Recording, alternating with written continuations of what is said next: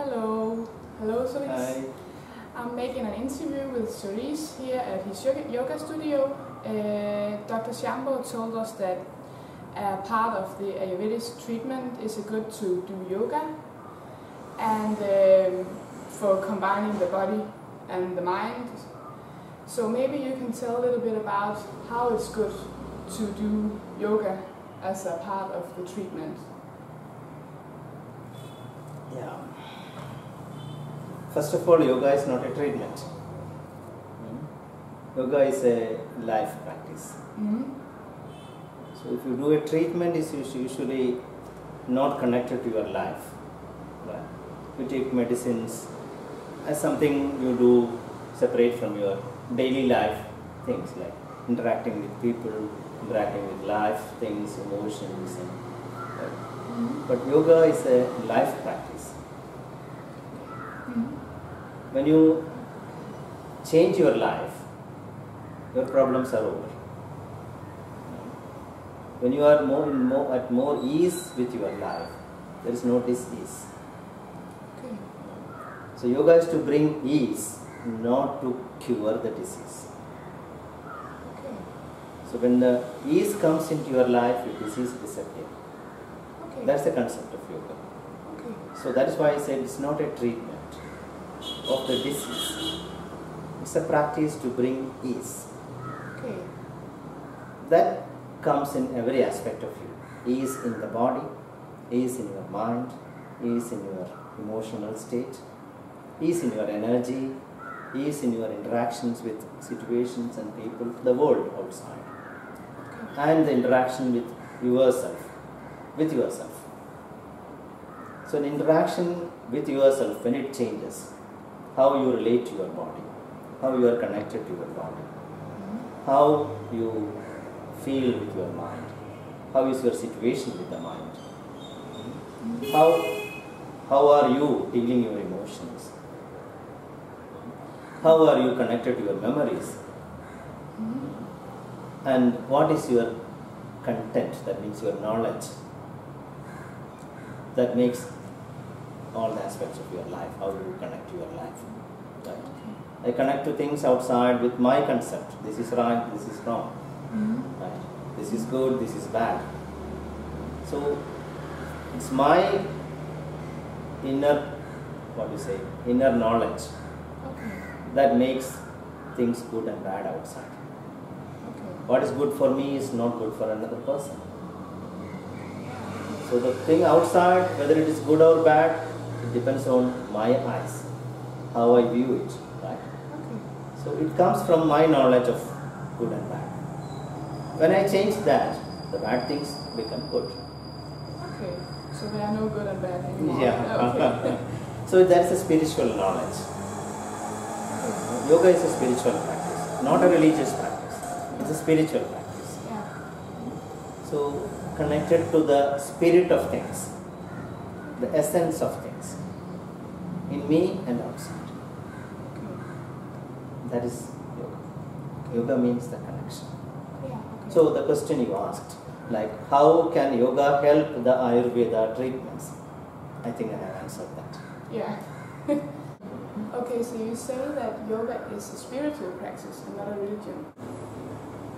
Spirituality is the essence of all the religions. Spirituality is what? Spirituality means a spiritual person means a happy person, a peaceful person, a kind person, a celebrating person, celebrating with himself and celebrating with others. So all the friendliness, togetherness, compassion, kindness, and celebrations and peace, and these are all spiritual qualities. Spirituality is this quality. It's a quality of God too, godliness. So when we make an image out of the godliness as this is God, then it is my God. Okay. Yeah. And your God is different because you make something out of your own things. But if the base is the same, the essence is the same, the God cannot be different. We cannot have different gods fighting with each other in the name of the religions fighting each other. So that means you lost the essence when you project the name of God or name of religion.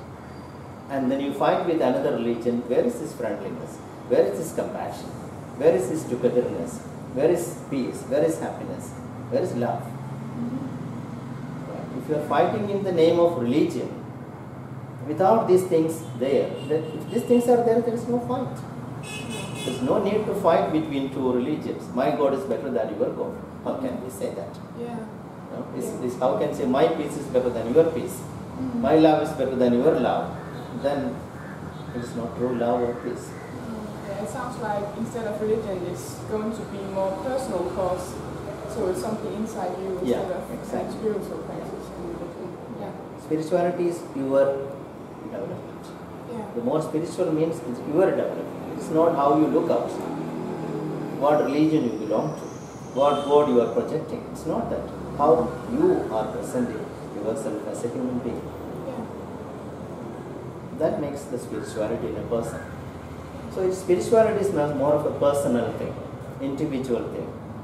When you make a crowd out of it, you cannot have a crowd of spiritual persons.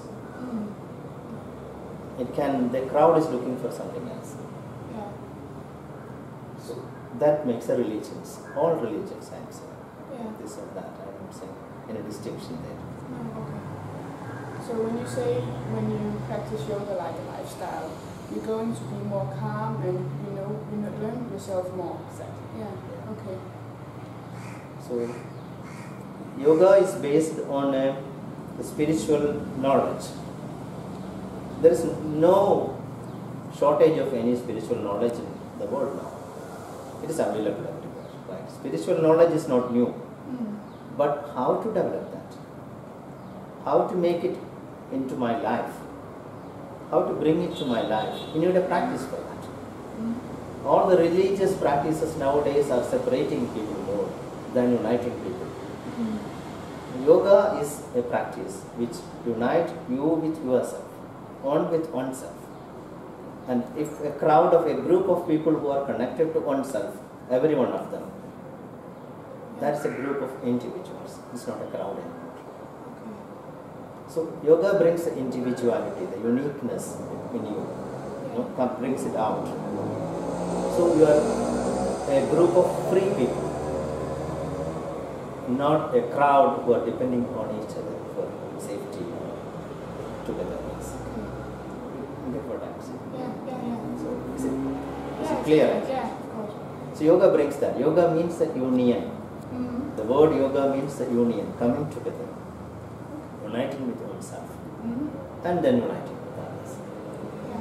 Okay. So when you are coming united with yourself, do you see that people are getting more attached or getting more commitment to other people as well when you feel more peace inside? Yeah. It's natural outcome of it. If you are peaceful and happy, you feel like sharing your peace and happiness. When you share the peace and happiness in your actions, words, thoughts, or whatever way, it brings peace to others too. Yeah. You cannot help it because you are like that.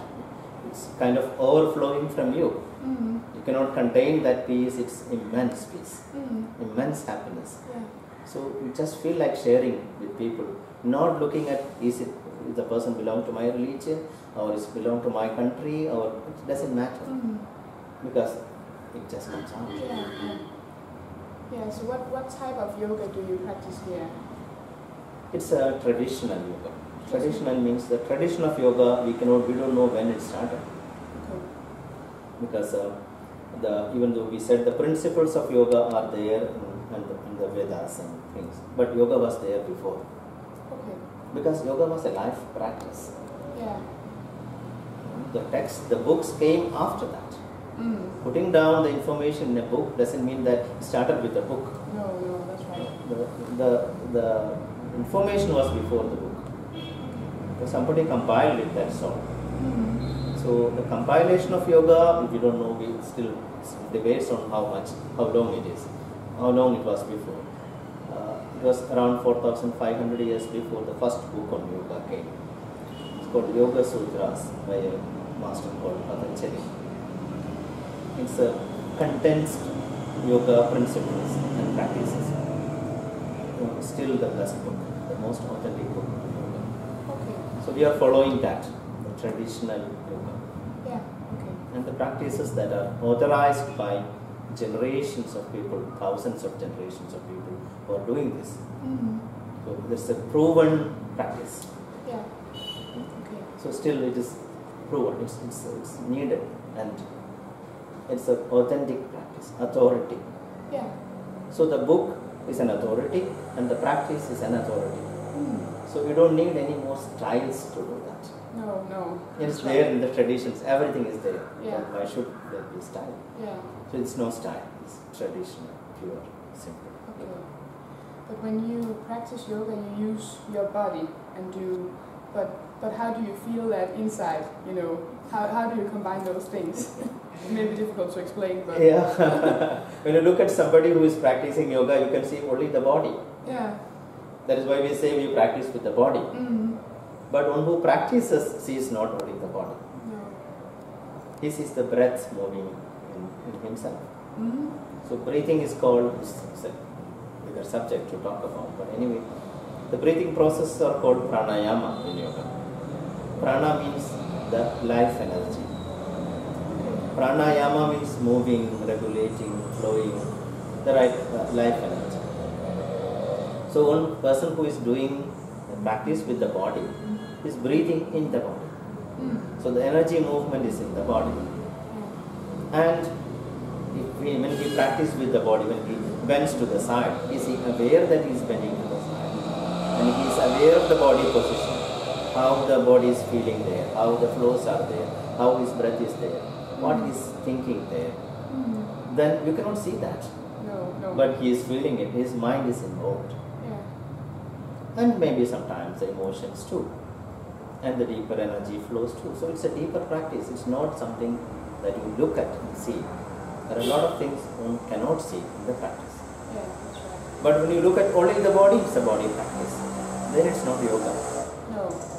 Because you are not connecting. Yoga means the connection. Okay, so you have to connect to do Deeply, yeah. deep into you. Okay.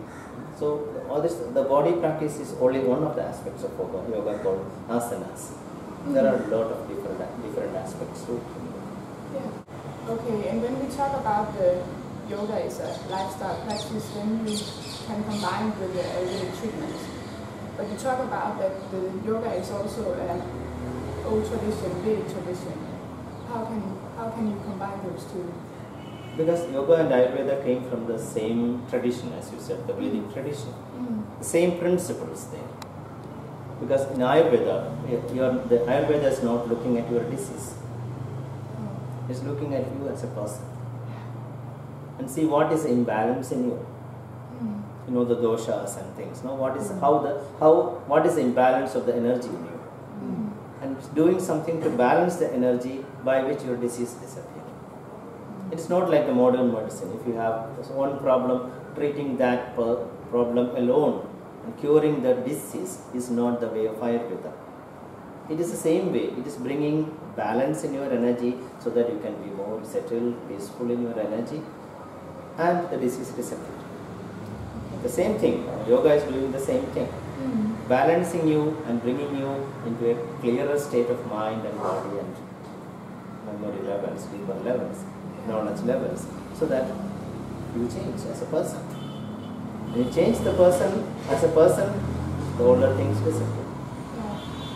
That's how Ayurveda and yoga, when you look at that way, how they support each other. Because it is not support, they are doing the same thing. Okay, yeah. In different ways. Ayurveda is done but through medicines, the natural medicines and all the other treatments, you know what are they. And yoga, you have to do it yourself. Yeah, that's right. Ayurveda can be done to you, but yoga you have to do it yourself. Yeah. That can be a major difference there, but whatever effects you have in Ayurveda, it can be enhanced or supported, or the cure can be faster when you do yoga, because yoga is doing it in another level, but the same thing.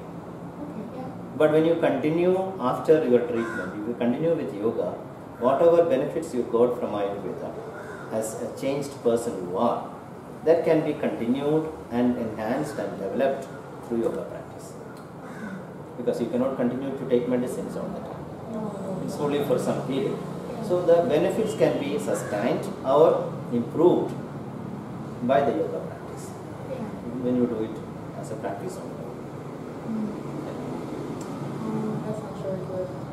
Thank you so much. It was nice to have you here. Thank you. So for asking some nice questions.